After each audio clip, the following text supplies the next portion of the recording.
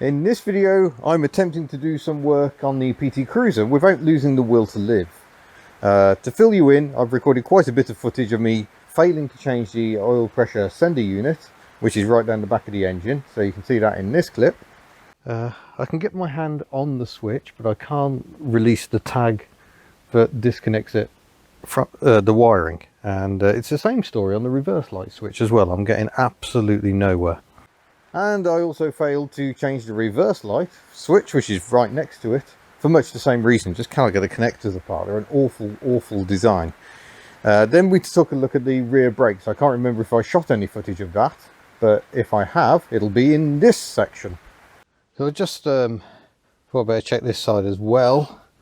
Definitely seems stiffer, especially after I've operated the foot brake. Ah, there we go. So I think we have got a bit of sticking going on. But yeah, the main thing today is to try and do something about that. We haven't managed to get rear calipers, so come in out the wet. So I know what the issue is with the rear calipers. It's the sliders seem very dry. They didn't look very pitted or corroded, so I'm just going to take them out, clean them up, and put some fresh red rubber caliper grease around them, get them back in. Hopefully that'll be problem solved. We've also got some service items that seem to have come from Bilstein Group. We've got a windscreen wiper there and an oil filter, which came in this massive box. So yeah, we've got oil, so we can do oil and filter, wiper blades, although if you come around here, we've got a slight issue with the rear wiper.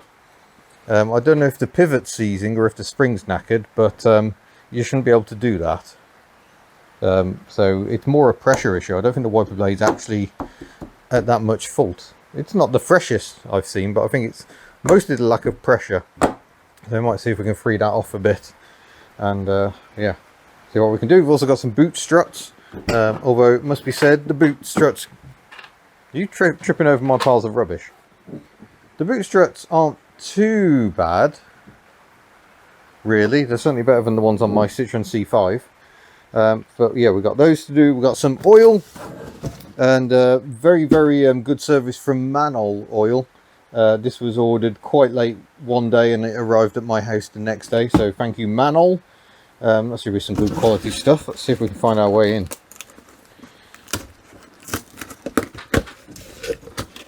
Here we go. Oh, it's a tin of oil. There we go. OEM for Ford, Volvo, or Chrysler's in this case, fully synthetic engine oil 5W30. So that has come from Manol. So thank you, Manol. We shall give that a go. I'm trying to work out what sort of a quantity that is. 5 litres. It feels very skinny for 5 litres, but there we go. So we've got that. So we can get started and actually do some work on this car. Just to remind you all, if I just dive in here a moment, this is actually not my car. This is a Car Mechanics magazine project car. Here it is back in July 2019 when they first collected it. It's had quite a lot of work done to it, sills replaced and various things, but yeah, it has already gone, it's been sold to a new home. But yeah, that's how rotten the sill was, so do watch out for the rot if you're working on these. And yeah, it should soon be off to a new home. So that's why this car is on the fleet. I'm just having to play with it for Car Mechanics magazine. So we'll be taking photos of the work we do, and that will be appearing in Car Mechanics magazine as well. So we better get started. Front end's pretty much in the rain, so we're going to start with trying to free off this brake caliper. So caliper off, and we've got this slider that's a bit sticky, and this one which doesn't really want to move at all. So we'll see if we can push this one out to start with, and then we'll have a go at that one, get them out, see if we can clean them up, lube them up, get them moving a bit more freely. Because as you can see, plenty of meat on the pads. It had discs and pads not all that long ago. A certain amount of this rust is just what you get from parking a vehicle in Wales for a couple of weeks. I've got the first pin out. Quite easy to push out. I can see a little bit of light scoring on it. You're probably not picking the detail up. And a splodge of something there. So I think we'll give it a clean up and but it's bone dry, absolutely bone dry, so that wouldn't be helping with the sticking. So I'm going to see if I can clean this one up first, and we'll get that in, and then we'll get the other one out. Yeah, some of that's just old grease, I think. That's just gone rock hard. Yeah, this big mark is not coming off. So I think ideally you would want to replace that. But as in so much in life, Hubnut is not really about ideal. It's about good enough. It's about get me moving again. So we'll lube that up, see if we can get it back in. So I'm going to use this Mintex Ceratec metal-free permanent lubricant for disc brakes. So any sliding part of the brake mechanism, this stuff is very, very good. So we'll give it a coat of that and get it in. You don't want to go too crazy with it, because you're not trying to, you don't want it hydraulicking in the cylinder. Similarly, you want enough to actually lubricate it. Of course, the lubricant also stops or prevents, slows down corrosion. So it's definitely a worthy thing to do anyway. See if we can coax that back inside the rubber sleeve. That's the biggest challenge. There we go. Sorry, it's rather dark in the unit today. We've had a power cut, which is not helping. But there we go. We get that boot back on the other end. That seems to be moving a bit better, I think. Now I need to see if we can get this one moving at all. For that I might have to take this brake pad out. Both brake pads, it seems. As you can see, it's one of those jobs where you could do with free hands, really. Lever it out. There we go. So that's the outside pad. So we'll just put that there. To remind ourselves, that's the inside one which clips into the piston. Put that there. Gives us a bit more space to try and encourage this slider to slide. Oh, there we go. Yep. I just need to gently try and ping this end off the boot off the pin, and then hopefully we can push the pin all the way through. I just need to pin the other end off as well. Here we go. Sorry, I'm not really showing you this very well. It's very difficult to do this because we're in a very confined space here on account of I have too many cars. See if we can push that piston. There we go. And the other slider's out. Oh yeah, and that's somewhat worse. I'd say that could really do with being replaced, but again, we shall lubricate and hope for the best. And clean, of course. Cleanliness is apparently next to godliness.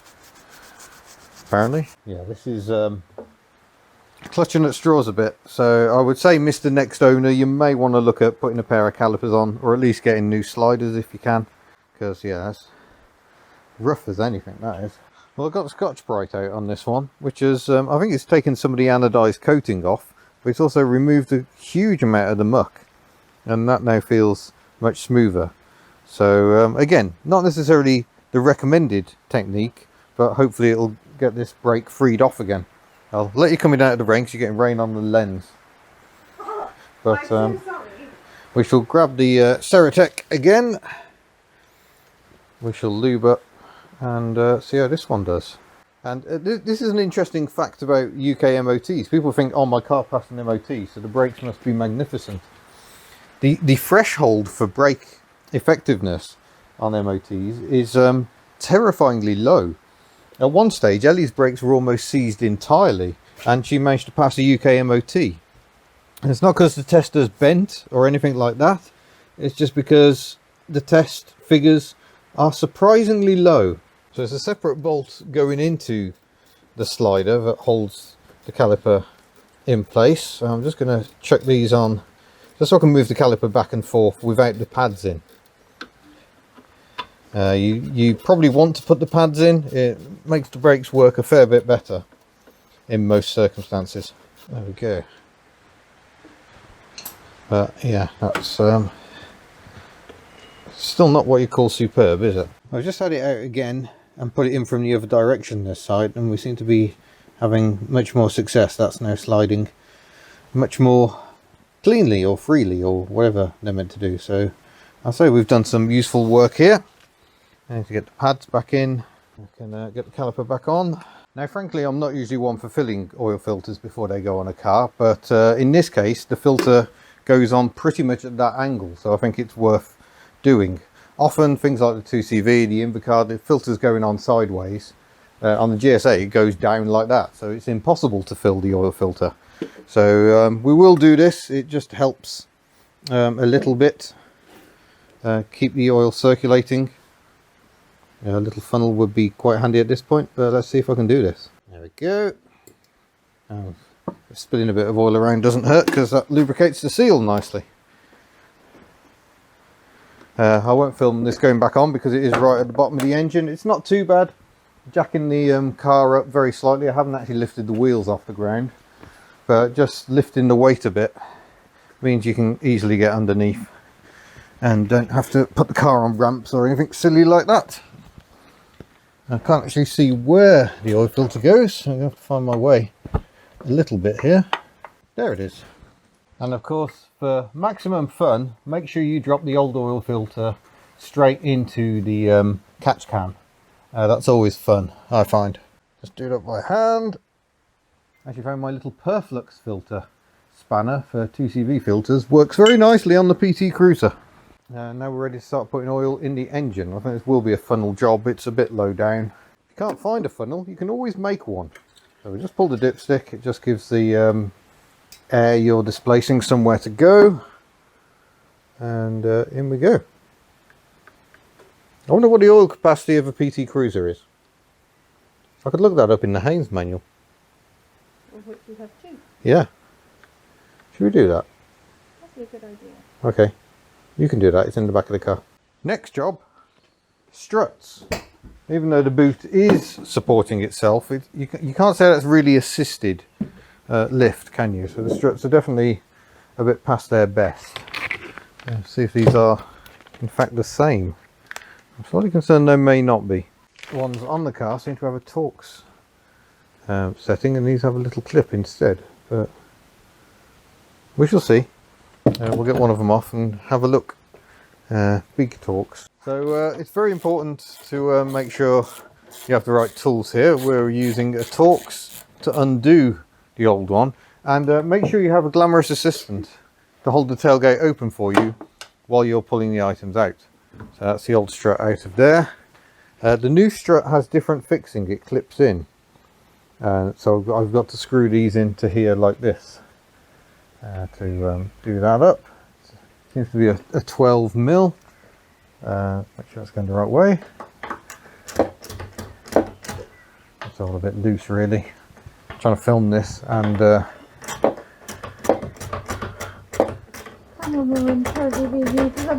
yeah, oh, it's come out. Oh, how are you doing, dear? Are you dead yet? No, I'm good. Oh, good. We're working in very difficult circumstances today due to the power cut. We've got no team making facilities. It is horrific. The people who run the Geneva Convention have been in touch because they're concerned about my welfare because of the lack of tea. We tried using the little generator. Your welfare, you're not being used as a boot strut. Well, yeah, maybe. Alright, ooh. There we go. Grab the other little thing, that then goes in there. Try not to cross-thread it. It'd be bad, wouldn't it? It Not would really be at bad. this point, yeah. Yeah. Are you enjoying that, dear? I'm having a lovely time. Become a YouTuber, they said. It's really glamorous, they said. One of the many moments I think to myself, wow, how is my life so glamorous? Yeah. And then we get the new one. I've already twisted it to make sure that's at 90 degrees. And then this should just push fit onto there, like so. Because I've already done the work. You just use a little, it's a little metal clip. That's as far as it goes.